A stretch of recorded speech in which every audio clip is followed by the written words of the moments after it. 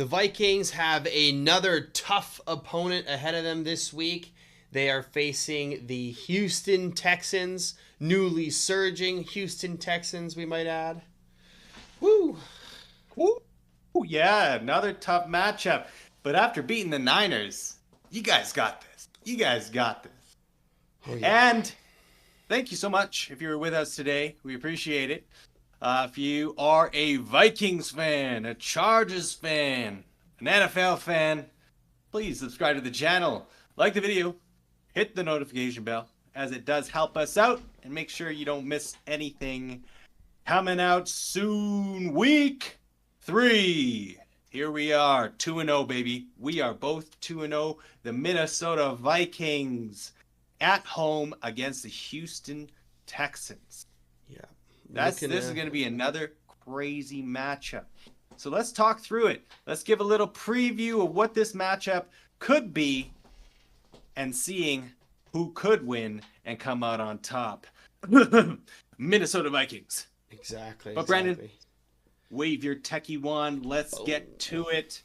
This, ladies and gentlemen, is how we're going to quantify and ultimately back up the reason why the Minnesota Vikings are going to beat the Houston Texans this week.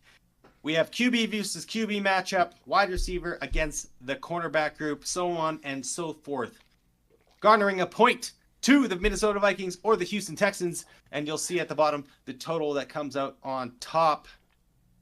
Brian, let's get into it. How is this game going to go for the Minnesota Vikings this week? Okay, so I've been looking over these matchups, looking at the offense and the defense of the Houston Texans. And them being an AFC team, I'm definitely a little less familiar with some of their players. I am also extremely familiar with some of their players, though, because on the defense, they have my boy, number 55, way better as number 95, Danielle Hunter. Whoop, whoop. And former number 14, current number 1, Stephon Did he change to 95? 55. He's 55.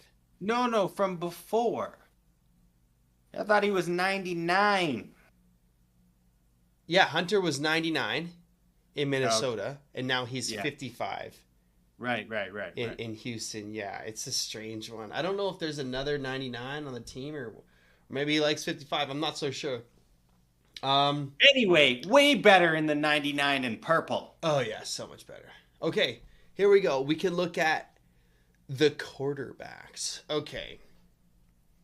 Prior to the season, you go, well, it's obviously CJ Stroud. Obviously.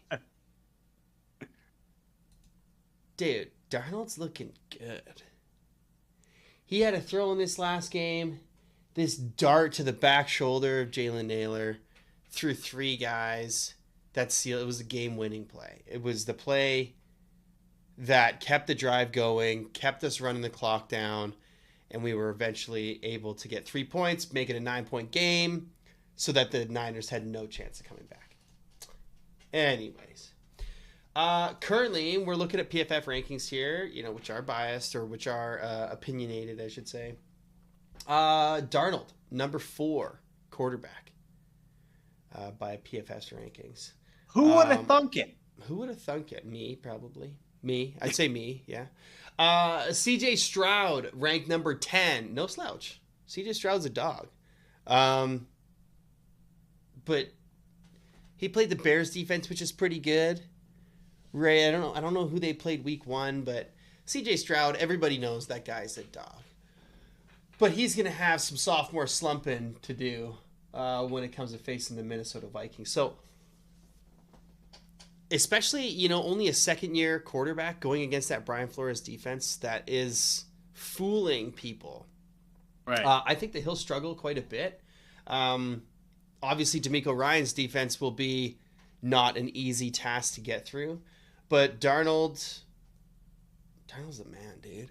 The guy's seen it all. He's seen so much he sees ghosts, dog. He's the one. He's that focused. He's got a sixth sense for this kind of stuff, There you go. But so what are you saying?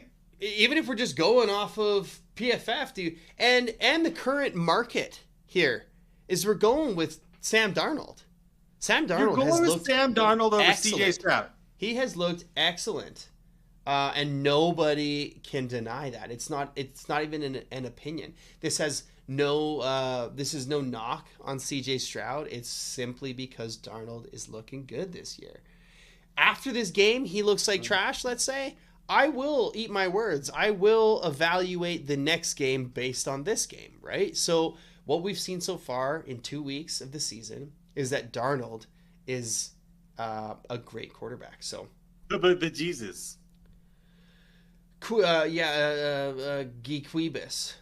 Geequibus. Excuse me. Yes, of course. Geequibus. Okay, boom. Wide receivers versus corners. Okay. Yeah. They've got this new guy, Kamari Lassiter, who's been doing well according to PFF. Yes. Who else do they have? Some bum named Derek Stingley Jr. Some bum, which some Vikings fans may have wanted some year ago. Yeah, exactly. His first year didn't look too great. Excuse me. Actually, maybe it looks really good. What the hell? It says he's a 49 ranking 2 years ago. But it doesn't matter about 2 years ago because Derek Stingley Jr. He was 11th out of 118. I don't understand that. Anyways, Derek Stingley Jr. is a dog. Everybody knows that this guy's good. So they've got two possibly with this Lassiter guy. I don't know too much about this guy, but he's ranked number 4 amongst corners. So that's pretty impressive just with that. Derek Stingley Jr., Lassiter, against basically Jefferson. Jalen Nailor has been doing very well, but we are not expecting Jordan Addison back this week. We will see how he practices throughout the week. Our current information at this moment is that we will be riding without Jordan Addison. But what about JJ? I know. JJ will be fine. Play? Yeah, he'll be playing. He'll be fine. He came in on Monday a lot better. Like a lot better. So then that's the day after it happens, right? It's just a big bruise on his thigh. A big Charlie horse, possibly. And so, is Jefferson better than these two guys? The answer is definitely yes, right? Oh, a resounding yes. He's going against one at a time. It doesn't matter if two of them are great. He's going against one at a time. Boom, advantage, disadvantage. So I think that's going to be the theme for most of the year when you have the number 1 wide receiver in the league. So there you go. Running back, linebackers. Okay, these are the ones that I don't really know. Azeez Al-Shaair and Henry. Toe. Is that how you say it? I believe that's because I was watching the game. Toe. That's a sick name. This guy's a G. He's a G. So Aaron Jones looked a little bit worse this last game than he did. You know, he had such a great week 1. He was a little beat up, I'm thinking, because he took himself out of the game at one point. So Aaron Jones is having a little bit of trouble. Ty Chandler, on the other hand, is looking real good. He was making great plays. Big runs. Yeah, so our running back room, those 1-2s, the 1-2 punch is looking pretty good. This Azeez Al-Shaair guy, he's got a decent history of 60s to 70s. So his run defense is not too great. 60. Let's look at pass rush grade is quite low, but his run defense grade is pretty high. So, you know what? Just looking at the numbers, I think that we're going with the Houston Texans linebackers. You know? Getting the advantage there. Yeah, I think that they're going to have the advantage, right? Like, especially if Aaron Jones is a little beat up. Ty Chandler, you know, can have great games here and there, but he's not as consistent. So I think that that's a good call there. Tight end to safety. Okay, well, we still don't have our number 1 safety.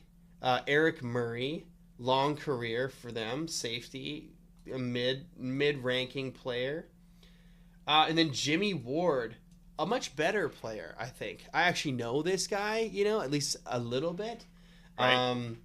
It's saying here his run defense is really good, but his coverage grade is not so good this year. Oh, look at him, 55th out of 78. Yeah, it's not looking too good. But this is so early, right? Like What? 2022, he was ranked number 6, which is pretty wild. Same with 2019, 15th, 16th. You know, a good 4-year stretch there. Against our tight ends, I'm just gonna give it to the safeties. Our tight ends are not overly awesome so far this year. Once TJ comes back, I'll have a little bit more confidence in this, but at the moment, I think just to be fair, that's how we got to do it. Okay, this is an interesting one. Ooh. Danielle Hunter, premier pass rusher. I don't think he's been getting too many sacks, but he's been having a lot of pressures over there. And it's also last year's Defensive Rookie of the Year. Exactly, Defensive Rookie of the Year, which is sweet, by the way, that they had both Rookie of the Years. Wild. Yeah. Pick number 2, pick number 3. So Will Anderson Jr., Defensive Rookie of the Year last year. Good for him. It's not last year anymore. I've seen a couple good little highlights from him, but I haven't seen too much. That being said, it's only week 2. Yes. Me seeing some highlights of this guy is probably actually a really good sign for him. The only trouble is that he's going against such great tackles. Darisaw, stud. Brian O'Neill, stud. These guys are unreal. And we're running into a similar situation to last week, in which it wasn't. So week 1, it was like, oh, Dexter Lawrence is going to blow up the middle. And he did, because our interior is not so great. Then last week, Nick Bosa had 2 sacks. But our O-line held up huge in that last game.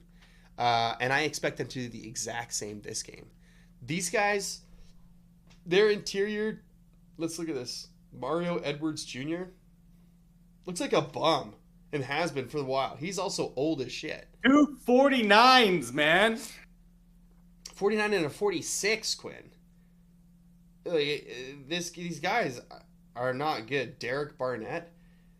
So I'm going with our line's going to hold up. Our interior is going to do better. Brandel's still crushing it. Bradbury's looking better. Ingram, needs some work. But so I'm going with our O-line as an advantage versus their D-line and a disadvantage. Okay. And that's the final for our offense. Boom. Let's switch over to the defense. Okay. What is it? Defense. Did you put that in there? I did. Yeah, it'll be there shortly. Oh, okay. Yes, your defense. Look at that. Just right off the bat, defense is 6th rated in the entire NFL. Let's see how it goes against the 10th rated offense in the NFL, led by CJ Stroud. Yeah. Let's walk through it. It's like and we won't even take into consideration the coaching here, which we know that we have a premier, one of the best defensive coordinators in the league, or defensive coaches in the league, I should say. Right. So what are we looking at? Corners versus wide receivers? Cornerback versus their wide receivers. Okay. Their triple-headed monster. This one's, I think, there. going to be pretty easy. Diggs is great. He's actually looked good this year. His rating of a 65 is, a little low for what I think it should be. But and then Tank Dell at a 53. I didn't think he's doing that bad. I've seen a couple things from him, but either way, sure. Again, PFF rating. Right. But we know Tank Dell is a good player, especially a solid third option. That's pretty wild. Absolutely. Diggs, we know, is a great player. Holy crap, he's good. Looking at his past. And then Nico Collins has been surprisingly amazing. I am shocked at how well Nico Collins is doing with all of this competition with the Houston Texans offense. I think it's wild to me that he's doing so well. Look, 2nd out of 107 wide receivers. He's looking good. I'd like to see who number 1 is, but right. So Shaq Griffin, Byron Murphy Jr., and Stephon Gilmore. I have not been disappointed with them at all these first 2 games, but I'm still going to say these wide receivers are going to get what they're going to get. They're going to have good games. It might not be breaking the game, but they're going to be doing pretty well. So I do like. How do I get back there? I do like their wide receivers over our running backs. Right. Just is what it is. Nope. Okay, then their running back. So Mixon, who's hurt? Is he going to play? I'm actually not sure. Yeah, so, you know, it's still too early in the week, I believe, for them to make that call. So if Joe Mixon is out, that's a huge loss there. And, you know, even if he was in, your linebacking core there. Yeah, so it's got Ivan Pace rated not too great. But we know that guy's a G. And Blake Cashman has been amazing. He has been amazing in these first 2 weeks. 8th linebacker. That's pretty friggin' sweet. So even with Mixon, I think you're right. I think our linebackers are going to crush it. So I would like to put that our linebackers have the advantage here. Blake Cashman has been all over the place. So it's been awesome. Safety versus tight end. Okay, Dalton Schultz. He's okay, I guess, right? Like he's a fine tight end. OJ Oh, sorry, no, that's not OJ Howard. Never mind. No, Titus Howard. Yeah, Dalton Schultz against Harrison Smith, Bynum, and Metellus. We gotta remember Metellus here because that guy's a gangster. We like our safeties, against Schultz. I don't know their depth, but this is kind of a weird one to judge, right? Like our safeties are good, but is he always on them? I don't know. Anyways, Harrison Smith has been looking great again this year, as he always has. He's a great member of that defense that kind of makes everyone around him better. He's always in the right position. He's wonderful. So, and with this new scheme, he's allowed to just kind of freelance, which is great. I'm going to go again, our safety over their tight end. And then the D-line. Okay, you know what? I wasn't expecting to go so hard in favor of the Vikings. But yeah, once you put pen to paper, you really start to see these matchups. Yeah, I don't even feel like I'm being too much of a homer here either. It's just looking at the grades of their O-line, it's not looking good. You know, our interior D-line, well, I guess Van Ginkel's not really interior, but actually a lot of these guys aren't really, but our D-line, just the ranked here, like Grenard has been doing very well. You know, it's not overly showing up in sacks, but he's been doing really well. Pat Jones, 4 sacks in 2 games. Van Ginkel has also been crushing it with the pick 6, almost another pick 6 in this last game. Jihad Ward with the interception as well. They've been looking pretty good, and they're ranked pretty decently, like 10th for Ward, 11th for Van Ginkel in the edge department. They're all above a 60, Grenard being a 61 at the lowest. But who are we facing? We're facing a 51, a 55, a 62, 66. Highest ranked O-lineman of theirs is a 69. It's not too great. 10th center, like 10th out of 33 centers. The rest are quite low. 30th out of 69, 61 of 68, 54 of 68, and 43 of 69. So it's not, they're not great. And so I think here we got to put the Vikings D-line ahead. I think that this scheme also allows them to be very successful. And just these guys have been playing. They've been playing hard, very hard. So I expect us to kind of get to CJ quite a bit. Yep. At least get a decent amount of pressures. That will be very fun to watch. That'll be something I probably will focus on a little bit more this game. Just because that defensive line has been playing very well, and I'd like to see it live as well. Okay, then kicker versus kicker. Who's their kicker? Jaime Fairbairn. Ooh, he's pretty good. Solid. He's pretty solid. He's pretty solid. You know what? Just to balance it out. Because our kicker... Don't just be, giving pity No. points to the Houston Texans. No pity. He's good. And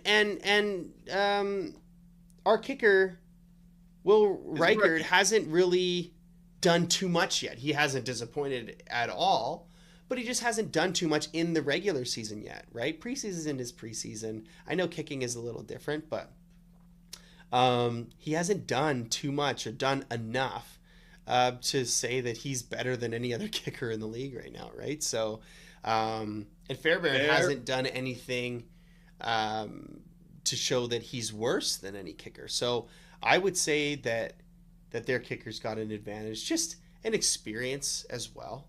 Like if the game is on the line, we might be trusting the guy with some more experience in those game-winning field goal situations, right? And so that's where I would 100%. Be judging this kicker right now. So, yeah, they definitely would have the advantage there with the experience. Yeah, but there you go. So 6-4 in the categories for the Vikings, which is tough, right? These could kind of go either way, some of them. No, it is a tough matchup for sure. But it is another home game. Your defense is playing lights out. If Justin Jefferson is still healthy and Sam Darnold is there, you have Kevin O'Connell, who is turning out to be a fantastic young coach in the NFL. Mm-hmm.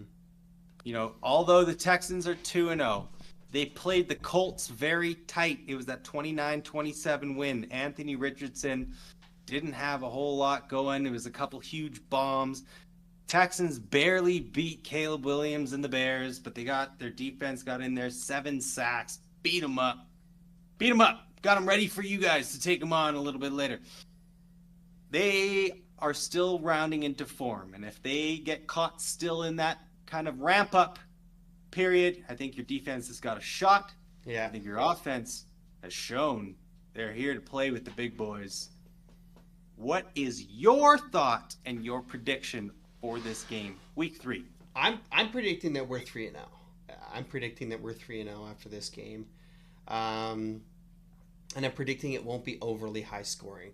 I could see like a 17-20 type of game, or maybe you know what I'm gonna do? 17-23, our exact score from this last game. Ooh, repeat. Our exact score from the last game, I think, is a fitting and fair assessment. Yeah, and I think a lot of people, prior to the season would be saying that the Houston Texans, this is an easy win on their schedule. I bet you a lot of analysts, a lot of, commentators, whoever it might be, talking heads, they will be having the Vikings winning this game. I think that there will be a lot of predictions that are in favor of the Vikings. I think right now we're like a 2.5 point underdog. Right. But that's because whatever. Interesting. Yeah, exactly. Vegas. No, so we are underdogs, sure. and it's at home too. Actually, that's kind of weird. I should look that up. Betting odds for Vikings Texans, because I don't like that. Right? The Texans are favored by 2.5 points. Dogs? While we're at home too. Huh. Odd. Yeah. The disrespect, and they always give the home team 3 points. You know what I mean? I feel like that's the general thing. So they're favored by 5.5 points in a fair game, or a neutral stadium. That's weird. And it's gonna be at home, and our fans are sweet. They're loud. It's good in there. Vegas doesn't know what they're talking about. Yeah. Hit that bet button. Get on the Vikings. All right, there you go. 23-7. 23-7. Minnesota Vikings. The Houston Texans. Path to 3-0. Here we come. That's fantastic. That's awesome. Thank you so much if you're still with us. We do appreciate it. Vikings fans, Chargers fans, football fans, please make sure to subscribe to the channel. It does help us out. Hit the like button, notification bell. Let us know you love talking NFL each and every day, just like Brandon and I do. Brandon, send us off. Send the Vikings on the path to 3-0. Skol Bolts, baby. Skol Bolts. Yeah. Yeah, it's going to be a good one. Okay. See ya.